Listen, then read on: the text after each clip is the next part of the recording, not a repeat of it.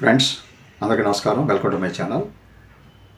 సానుకూల మనస్తత్వాన్ని ఎలా పెంపొందించుకోవాలి, సానుకూల మనస్తత్వం పెంపొందించుకోవడానికి కావాల్సినటువంటి మార్గాలు ఏమిటి లేదా పద్ధతులు ఏమిటి అనే విషయం గురించి మనం ఈ వీడియోలో చర్చించుకుందాం. మనకి చిన్ననాటి నుంచి అలవడినటువంటి కొన్ని లక్షణాలు మన మనస్తత్వాన్ని తీర్చిదిద్దుతాయి. పుట్టుకతో సహజంగా వచ్చేటువంటి స్వాభావిక లక్షణాలే కాకుండా మనం పెరిగే వాతావరణం, మన విద్యా సంస్థల్లో మనం కలిసిమెలిసి తిరుగుతున్నటువంటి స్నేహాలు, ఇలా చాలా అంశాలు మన చిన్ననాటి జీవితాన్ని ప్రభావితం చేస్తాయి.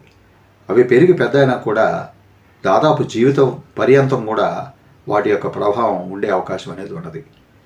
కొన్ని సందర్భాలలో వ్యతిరేక మనస్తత్వం అంటే వ్యతిరేక ప్రభావాలతో కూడినటువంటి పరిస్థితులు ఎదురైనప్పుడు మనం వ్యతిరేక మనస్తత్వానికి కూడా బానిస కాక తప్పదు. మరి అటువంటి మనస్తత్వాన్ని దూరం చేసుకొని సానుకూల మనస్తత్వాన్ని ఏ విధంగా పెంపొందించుకోవాలి అనే అంశం విషయానికి కానీ వచ్చినట్లయితే మనస్తత్వ శాస్త్రజ్ఞులు కొన్ని ముఖ్యమైన సూత్రాలని పొందుపరిచారు. అవేమిటి ఇప్పుడు చర్చించుకుందాం. మొట్టమొదటిది, మన దృష్టికోణాన్ని మార్చుకొని అంతటా సానుకూలతని వెతకడం అనేది అవసరం. అంటే ప్రతి విషయంలో కూడా మనం వ్యతిరేక ప్రభావాన్ని, వ్యతిరేక అంశాలనే కాకుండా సానుకూల అంశాన్ని కానీ చూడగలిగినట్లయితే అది మన దృష్టికోణాన్ని తప్పకుండా మార్చే అవకాశం అనేది ఉంటుంది. ప్రతి సంస్థలోనూ, ప్రతి వ్యక్తుల సమూహంలోనూ, లేదా ప్రతి ఆఫీసులో కానీ, మనం పనిచేస్తున్న చోట కానీ, లేదా ఇరుగు పొరుగు సమాజంలో కానీ మనకి లోపాలు వెతకడమే అదే పనిగా పెట్టుకుంటే మంచి అనేది మనం గ్రహించలేం. అలా వెతుక్కుంటూ లోపాల కోసమే తాపత్రయపడుతూ అన్వేషిస్తూ పోతే చివరికి మంచి ఎక్కడైనా తారసపడినా కూడా మనం దాన్ని గ్రహించే స్థితిలో ఉండకపోవడం అనేది జరుగుతుంది. కనుక సానుకూల మనస్తత్వాన్ని పెంపొందించుకోవాలి అంటే మొదటగా అన్ని చోట్ల కూడా మంచితనాన్ని లేదా సానుకూలమైన అంశాలు ఏమున్నాయో వాటిని, పాజిటివ్ అంశాలు ఏమున్నాయో వాటిని సేకరించడం లేదా గ్రహించడం లేదా వాటిని పరిశీలించడం అనేది అలవర్చుకోవడం అనేది మొదటిది. రెండోది, ఏ పనైనా కానీ వెంటనే ముగించడం అనేది అలవాటు చేసుకోవాలి. మనం చేపట్టినటువంటి కార్యక్రమం పెద్దది కావచ్చు, చిన్నది కావచ్చు. ఒక్కోసారి మన ఊహకు అందనటువంటి అతి శక్తివంతమైన కార్యక్రమం అయినా కూడా దాన్ని వెంటనే పూర్తి చేయడం ఎలా అనే అంశం మీద దీక్షా దక్షలతో పనిచేసినట్లయితే ఆ పని అనేది సులువుగా పూర్తవుతుంది. కానీ కావాల్సిందల్లా కొద్దిగా శ్రద్ధ, ఆ పని పట్ల మనకు ఉండేటువంటి ఇష్టం, తర్వాత ఆ పని వల్ల మనకు లభించేటువంటి సంతృప్తి ఏమిటి అనేది. సగం పని పూర్తి చేసి వదిలేసినట్లయితే కలిగేటువంటి అసహనం, అశాంతి చాలా తీవ్రంగా ఉంటాయి. దానివల్ల మన శక్తి కూడా హరించడం అనేది జరుగుతుంది. కనుక ఒక పనిని మనం సమగ్రంగా పూర్తి చేసినట్లయితే దానివల్ల లభించేటువంటి సంతృప్తి ముందు అలసట అనేది ఎప్పుడు కూడా తక్కువగానే ఉంటుంది. ఆ పని చేసిన తర్వాత వచ్చేటువంటి ఆనందం, ఒక విజయ ఆనందం అనేది చాలా గొప్ప మనస్తృప్తిని, మనశ్శాంతిని కలగజేస్తుంది అనడంలో ఎటువంటి సందేహం లేదు. ఇక మూడో దానికి వచ్చినట్లయితే కృతజ్ఞత అనేది ప్రకటించడం. మనం పొందినటువంటి సహాయం లేదా ఏదైనా కానీ సూచన కావచ్చు, సలహా కావచ్చు, ఆదేశాయం కావచ్చు, లేదంటే మాట సాయం కావచ్చు, ఏదైనా కానీ చిన్నది పెద్దది అని కాకుండా ఏది మనం పొందినా కూడా దానికి ప్రత్యుపకారంగా ఏదో ఒకటి చేసి తీరాలి. లేదా కనీసం మనం ఎవరైతే మనకు సహాయం చేశారో వారి పట్ల కృతజ్ఞతా భావాన్ని వెంటనే ప్రకటన చేసేటువంటి అవకాశాన్ని మనం వెతుక్కోవాలి. దాన్ని వెంటనే అమలుపరచాలి కూడా. ఇవాళ సహాయం పొంది ఎప్పుడో సంవత్సరం తర్వాత వారికి థ్యాంక్స్ చెప్దాం అనుకుంటే అది కరెక్ట్ కాదు. దానిలో మన నిజాయితీని శంకించాల్సి వస్తుంది. కనుక ఎప్పుడైనా కానీ కృతజ్ఞతా భావం అనేది కలిగి ఉండటం అనేది చాలా అవసరం. నాలుగోది, నిత్య విద్యార్థిగా ఉండటం. ఎవరైనా కానీ జీవితంలో సమగ్రంగా ఎవరూ పరిపూర్ణులు కారు. కనుక నిరంతరం విద్యార్థిగానే ఉండటం అనేది అలవర్చుకుంటే చాలా కొత్త విషయాలు మనం ప్రపంచం నుంచి, వ్యక్తుల నుంచి, అనేక మంది మహానుభావుల నుంచి మనం నేర్చుకునేటువంటి సదవకాశం ఉన్నది. కనుక ఎప్పుడు కూడా మనం విద్యాభ్యాస నిమగ్నమై ఉండాలి. కొత్త కొత్త విషయాలు తెలుసుకునే ప్రయత్నం చేయాలి. సానుకూల విషయాలు ఎక్కడైతే ఉన్నాయో వాటిని సేకరించి వాటిని మనం మనసులోకి లీనం చేసుకొని వాటిని పాటించడం అనేది అలవాటు చేసుకున్నట్లయితే సానుకూల మనస్తత్వం అనేది జీవితకాలం అంతా కూడా ఉండే అవకాశం ఉంటుంది. తర్వాత ఆత్మగౌరవాన్ని పెంపొందించుకోవడం ఎట్లా? ఆత్మగౌరవం అంటే మనపై మనకున్న భావనే ఆత్మగౌరవం.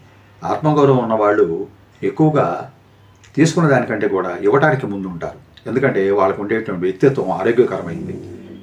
సహజంగా మనకు రెండు రకాల మనుషులు ఉంటారు.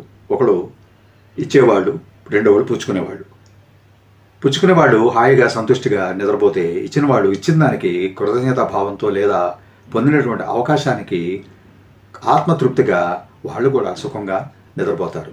కనుక అటువంటి ఏదైనా అవసరమైన భావాన్ని ఎవరికైనా ఇవ్వాలి అంటే ఆత్మగౌరవం నిండి ఉన్నప్పుడు అది చేయటం అనేది చాలా అత్యుత్తమమైనటువంటి సానుకూలమైనటువంటి అంశంగా దాన్ని పరిగణించాలి. తర్వాత ఏ పనైనా కానీ కష్టంతో కాక ఇష్టంతో చేయడం నేర్చుకోవాలి.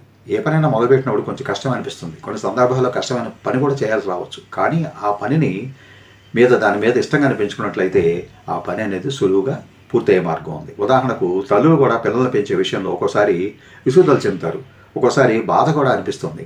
కానీ వాళ్ళు ఆ పనిని ఎంతో శ్రద్ధగా బాధ్యతగా స్వీకరించి కష్టమైనా కానీ ఓర్చుకొని ఎంతో ఇష్టంతో పిల్లల్ని తీర్చిదిద్దే బాధ్యతని తీసుకుంటారు. దానివల్ల వాళ్ళకి కలిగే తృప్తి అనిర్వచనీయం. నెక్స్ట్ వన్, మనం ఎప్పుడు కూడా వ్యతిరేక భావాలకి దూరంగా ఉండడం నేర్చుకోవాలి. సానుకూల మనస్తత్వం కావాలి అంటే ముందు దానికి వ్యతిరేక భావాలకి దూరంగా ఉండటం, వ్యతిరేక అంశాలకి చాలా దూరంగా ఉండటం అనేది చాలా అవసరం. ఒక్కోసారి వ్యతిరేక ప్రభావాలు మనల్ని చిరాకు పరుస్తూ ఉంటాయి. కొన్ని సందర్భాల్లో మనం రోజు తిరగేసేటువంటి పత్రికలు కావచ్చు, టీవీలు కావచ్చు, ఇతర యాడ్స్ కావచ్చు, లేదా ఇతరత్ర సోషల్ మీడియా కావచ్చు, మన మనసు మీద అనేక రకమైన ప్రభావాన్ని చూపిస్తూ ఉంటాయి. వాటిని ఎంత దూరంగా పెడితే అంత మంచిది. అంటే సోషల్ మీడియా వల్ల మంచి లేదని కాదు, కానీ మంచి ఎక్కడున్నా మనం స్వీకరించడానికి మనం సంసిద్ధంగా ఉంటే సోషల్ మీడియా వల్ల ఉపయోగాలు కూడా చాలా ఎక్కువగా ఉన్నాయి. కనుక అలాగే ఒక్కోసారి మనల్ని నియంత్రించేటువంటి అంశాలు కొన్ని వ్యతిరేక మనస్తత్వాలు ఉంటాయి. అనవసరంగా మనల్ని నిందించడం, లేదా అనవసరంగా మన గురించి తప్పుడు సమాచారాన్ని ప్రజల్లో ప్రచారం చేయడం, లేదా ఇతరుల ముందు మన గురించి మన వెనక వ్యతిరేకంగా మాట్లాడడం అనేటువంటి అంశాలను కూడా మనం మనసులోకి తీసుకుంటే దానివల్ల కూడా మనకి సానుకూల మనస్తత్వం అనేది కుంటుపడే ప్రమాదం ఉంది. కనుక అటువంటి వాటికి దూరంగా ఉండడం అనేది చాలా అవసరం. తర్వాత మనం ఏ పనిని ప్రారంభించినా ఒక దినచర్య అనేది మొదటగా మంచి విషయంతో కానీ ప్రారంభం చేసినట్లయితే ఆ రోజంతా కూడా మనకి సానుకూలమైనటువంటి వైబ్స్ అనేవి మనతో పాటే ఉంటాయనేది నిరభ్యంతరంగా చెప్పవచ్చు. మనం రాత్రినంతా నిద్రపోయి ఉదయం మేల్కొన్నాక మనసు ప్రశాంతంగా ఉంటుంది. ఎటువంటి స్పందనైనా స్వీకరించడానికి మన హృదయం అనేది సిద్ధంగా ఉంటుంది. అటువంటి సమయంలో ఒక మంచి సూక్తి కానీ, మంచి మాట కానీ, మంచి సందేశం కానీ, మంచి వాక్యం కానీ విన్నా చదివినా ఆ రోజంతా కూడా మనకు ఒక రకమైనటువంటి మోటివేషన్ మనలో కలుగుతుంది. దానివల్ల ఆ రోజంతా కూడా ఆ ప్రభావం అనేది ఉండే అవకాశం ఉంటుంది. కనుక ఉదయం లేవగానే మన దినచర్యని ఒక మంచి పనితో, మంచి వాక్యంతో లేదా మంచి ఆలోచనతో కానీ మొదలుపెట్టినట్లయితే ఆ రోజంతా కూడా మనకి దాని తాలూకు ప్రభావం అనేది విపరీతంగా ఉంటుంది. అట్లాగే మనం ఎంతో సానుకూలమైనటువంటి అంశాలను మనం సాధించగలుగుతాం.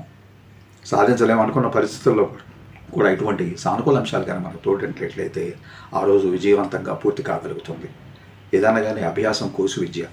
మనం అభ్యాసం చేస్తూ మొదలు పెడితే ఆ అలవాటు అనేది ఒక అభ్యాసంగా మారుతుంది, అభ్యాసం అలవాటుగా మారుతుంది. చివరికి మనం అనుకున్నటువంటి లక్ష్యాన్ని చేరగలుగుతాం.